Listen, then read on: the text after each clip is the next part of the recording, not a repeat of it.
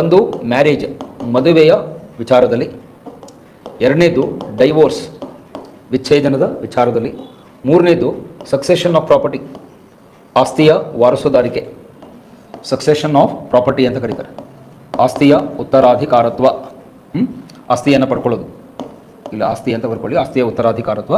Next adoption of child, ಒಂದು ಯಾವುದಾದ್ರೂ ಮಗುವನ್ನು ದತ್ತು ಸ್ವೀಕಾರ ಮಾಡುವ ವಿಚಾರದಲ್ಲಿ, ಅಡಾಪ್ಷನ್ ಆಫ್ ಚೈಲ್ಡ್ ಅಂತ ಹೇಳ್ತಾರೆ, ದತ್ತು ಸ್ವೀಕಾರ ಮಾಡುವ ವಿಚಾರದಲ್ಲಿ. ಸೊ ಇವ 4 ವಿಷಯಗಳಿಗೆ ಸಂಬಂಧಪಟ್ಟಂತೆ ಮಾತ್ರ ಈ ಸಂಹಿತೆ ಅಪ್ಲೈ ಆಗುತ್ತೆ, ಇನ್ನು ಯಾವುದೇ ವಿಚಾರದಲ್ಲಿ ಅಲ್ಲ. ಇದನ್ನು ಫಸ್ಟ್ ನೆನ್ಪಿಟ್ಕೊಳ್ಳಿ. ಭಾಳ ಜನ ಎಲ್ಲರೂ ಕನ್ಫ್ಯೂಸ್ ಮಾಡ್ಕೊಳ್ಳೋದು ಎಲ್ಲಿ ಅಂದರೆ, ಸರ್ ನಾಗರಿಕ ಸಂಹಿತೆ ಬಂದುಬಿಟ್ರೆ ಇದು ನಮ್ಮ ಧರ್ಮಕ್ಕೆ ವಿರುದ್ಧವಾದ್ದು, ಕ್ರಿಶ್ಚಿಯನ್ರು ನಮಗೆ ವಿರುದ್ಧವಾದ್ದು, ಮುಸ್ಲಿಮರು ನಮಗೆ ವಿರುದ್ಧವಾಗಿದ್ದು, ಜೈನರು ನಮಗೆ ವಿರುದ್ಧ ಆಗಿದೆ, ಸಿಖ್ಖರು, ಆ ಥರ ಏನೂ ಇಲ್ಲ. ಫಸ್ಟು ಟೈಟಲನ್ನು ಗಮನ ಕೊಟ್ಕೊಳ್ಳಿ. ಸಿವಿಲ್ ವಿಚಾರಗಳು. ಸಿವಿಲ್ ಅಂದರೆ ಏನು? ನಾಗರಿಕ. ನಮ್ಮ ನಾಗರಿಕ ಬದುಕಿಗೆ ಸಂಬಂಧಪಟ್ಟಂತೆ ಕೆಲವು ನೀತಿಗಳನ್ನು, ನಿಯಮಗಳನ್ನು ಸರ್ಕಾರ ಮಾಡುತ್ತೆ. ಇನ್ಫ್ಯಾಕ್ಟ್ ಮಾಡಬೇಕು ಅಂತ ಆರ್ಟಿಕಲ್ 44 ಹೇಳುತ್ತೆ. ಇದು ನಾವು ಮಾಡೋದಲ್ಲ, ಬಾಬಾ ಸಾಹೇಬ್ ಅಂಬೇಡ್ಕರ್ ಅವರೇ ಹೇಳ್ತಾರೆ, there shall be a uniform civil code for all the citizens of India. Article ನೆನ್ಪಿಟ್ಕೊಳ್ಳಿ. ಭಾರತದ ಎಲ್ಲ ನಾಗರಿಕರಿಗೆ ಒಂದೇ ತೆರನಾದ ನಾಗರಿಕ ಸಂಹಿತೆ ಇರತಕ್ಕದ್ದು ಅಂತ ಆರ್ಟಿಕಲ್ 44 ಹೇಳುತ್ತೆ. ಅಂಬೇಡ್ಕರ್ ಅವರೇ ಹೇಳ್ತಾರೆ ಇದನ್ನು ಮಾಡ್ರಿ ಅಂತ. ಮತ್ತು ಸುಪ್ರೀಂ ಕೋರ್ಟ್ 3-4 ಬಾರಿ ತನ್ನ ತೀರ್ಪಲ್ಲಿ ಹೇಳಿದ್ದಾರೆ. Honourable supreme court has clarified more than 4 times that central government should go for uniform civil code.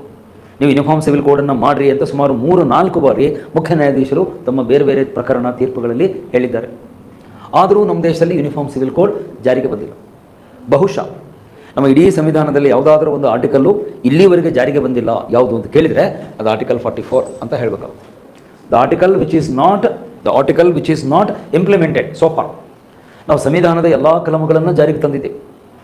ಜಾರಿಗೆ ಬರದೇ ಇರುವಂಥ 2 ಆರ್ಟಿಕಲ್ ನಮ್ಮ ದೇಶದಲ್ಲಿ ಅಂದರೆ ಒಂದು ಆರ್ಟಿಕಲ್ 44, ಇನ್ನೊಂದು ಆರ್ಥಿಕ ತುರ್ತು ಪರಿಸ್ಥಿತಿ ಇದೆ. ಅದನ್ನು ಸುಮ್ಮನೆ ನಿಮ್ಮ ರೆಫರೆನ್ಸಿಗೆ ಇಲ್ಲಿ ಬರೆದಿರ್ತೀನಿ, ಅದಕ್ಕೂ ನಮ್ಮ ಚರ್ಚೆಗೆ ಏನು ಸಂಬಂಧ ಇಲ್ಲ. ಆರ್ಟಿಕಲ್ 360 ಫೈನಾನ್ಷಿಯಲ್ ಎಮರ್ಜೆನ್ಸಿ, ಹಣಕಾಸು ತುರ್ತು ಪರಿಸ್ಥಿತಿ ಅಂತ ಹೇಳ್ತೀವಿ. ಓಕೆ, ಸೊ ಈ 2 ಆರ್ಟಿಕಲನ್ನು ಬಿಟ್ಟರೆ ನಾವು ಇನ್ನು ಯಾವುದನ್ನು ಎಲ್ಲವನ್ನು ಜಾರಿಗೆ ತಂದಿದೆ. Article 360 not implemented, financial emergency ಇಲ್ಲಿವರೆಗೆ ಘೋಷಣೆ ಆಗಿಲ್ಲ. ಆರ್ಟಿಕಲ್ 44 ಇವತ್ತಿನವರೆಗೂ ಜಾರಿಗೆ ಬಂದಿಲ್ಲ. ಕೆಲವು ರಾಜ್ಯಗಳು ಜಾರಿಗೆ ತಂದಿದ್ದಾರೆ, ಇಲ್ಲ ಅಂತಲ್ಲ. ಫಾರ್ ಎಕ್ಸಾಂಪಲ್ ಗೋವಾ, ಒಂದು ಉದಾಹರಣೆ ಕೊಡೋದಾದರೆ ಗೋವಾ. ಸೊ ಗೋವಾ ರಾಜ್ಯದಲ್ಲಿ ಇದು ಜಾರಿಗೆ ಬಂದಿದೆ. ಫಸ್ಟ್ ಅದನ್ನು ಜಾರಿಗೆ ತಂದಂಥ ರಾಜ್ಯ ಯಾವುದು? ಗೋವಾ. ಇತ್ತೀಚೆಗೆ ಅದನ್ನು ಅಸ್ಸಾಂನಲ್ಲೂ ಕೂಡ ಜಾರಿಗೆ ತಂದಿದ್ದಾರೆ. ಈಗ ಹೊಸ ಸರ್ಕಾರ ಬಂದ ಮೇಲೆ ಅಸ್ಸಾಂನಲ್ಲೂ ಕೂಡ ಏಕರೂಪ ನಾಗರಿಕ ಸಂಹಿತೆಯನ್ನು ಜಾರಿಗೆ ತಂದಿದ್ದಾರೆ.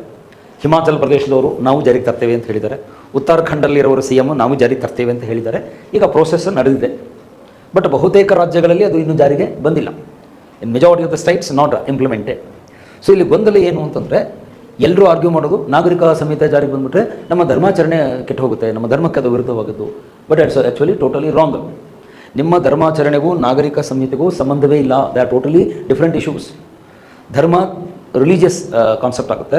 ಸಿವಿಲ್ ಕೋಡ್ ಅನ್ನೋದು ನಿಮ್ಮ ನಾಗರಿಕ ದೈನಂದಿನ ಬದುಕಿಗೆ ಸಂಬಂಧಪಟ್ಟಿದೆ. ಒಂದು ಉದಾಹರಣೆ ಕೊಡ್ತೀನಿ, ಅರ್ಥ ಮಾಡ್ಕೊಳ್ಳಿ. ಮ್ಯಾರೇಜ್, ವಿವಾಹವನ್ನು ಹೇಗೆ ಮಾಡಬೇಕು ಅನ್ನೋದ್ರ ಬಗ್ಗೆ, ಅಥವಾ ವಿವಾಹ ಎಷ್ಟು ಜನರೊಂದಿಗೆ ಆಗಬೇಕು ಅನ್ನೋದ್ರ ಬಗ್ಗೆ ಒಂದು ಕಾಯ್ದೆ ಬೇಕೋ ಬೇಡೋ ನಮ್ಮ ದೇಶದಲ್ಲಿ? ಬೇಕಲ್ವಾ? ಈಗ ಇರುವ ನಮ್ಮ ಪದ್ಧತಿ ಹೇಗಿದೆ? ಹಿಂದೂಗಳಾದರೆ ಒಂದೇ ಮದುವೆಯನ್ನು ಮಾಡ್ಕೋತಾರೆ. ಅದಕ್ಕೆ ಹಿಂದೂ ಮ್ಯಾರೇಜ್ ಆ್ಯಕ್ಟ್ ಅಂತಾರೆ 1956. ಹಿಂದೂ ವಿವಾಹ ಕಾಯ್ದೆ ಅಡಿಯಲ್ಲಿ ಒಬ್ಬ ಹಿಂದೂ ಒಬ್ಬ ಮಹಿಳೆಯನ್ನು ಮಾತ್ರ ಮದುವೆ ಆಗಬೇಕು. No second marriage. ಮೊದಲನೇ ಹೆಂಡತಿ ಬದುಕಿರುವಾಗ ಇನ್ನೊಂದು ಮದುವೆ ಮಾಡ್ಕೊಳ್ಳೋದಕ್ಕೆ ಅವಕಾಶ ಇಲ್ಲ. ಇದು ನಮ್ಮ ಕಾಯ್ದೆ. ಅದೇ ಮುಸ್ಲಿಮರಲ್ಲಿ ಏನಾಗುತ್ತೆ, ಒಬ್ಬ ವ್ಯಕ್ತಿ 4 ಜನರನ್ನು ಮದುವೆ ಆಗ್ಬೋದು. ಮುಸ್ಲಿಮರಲ್ಲಾದರೆ ಒಬ್ಬ ವ್ಯಕ್ತಿ 3 ಅಥವಾ 4 ಮದುವೆಗಳನ್ನು ಮಾಡಲಿಕ್ಕೆ ಅವರಿಗೆ ಅವಕಾಶ ಇದೆ. ಯಾಕಂದರೆ ಆ ಧರ್ಮದಲ್ಲಿ ಅವರಲ್ಲಿರುವ ಆಚರಣೆ ಏನಿದೆ ಅಂದರೆ ಇಟ್ ಈಸ್ ಕಾಲ್ಡ್ ಪಾಲಿಗ್ಯಾಮಿ. ಅದಕ್ಕೆ ಪಾಲಿಗ್ಯಾಮಿ ಅಂತಾರೆ, ಬಹುಪತ್ನಿತ್ವ ಅಂತಾರೆ. ನಮ್ಮ ಹಿಂದೂಗಳಲ್ಲಿ ಇರೋದು ಮೊನೋಗ್ಯಾಮಿ, ಏಕಪತ್ನಿತ್ವ, ಒಂದೇ ಹೆಂಡತಿ ಇರಬೇಕು. ಅವರು 4 ಮದುವೆ ಮಾಡಿ 4 ಹೆಂಡತಿಯನ್ನು ಇಟ್ಕೊಳ್ಳೋಕ್ಕೆ ಅವ್ರಿಗೆ ಅವಕಾಶ ಇದೆ.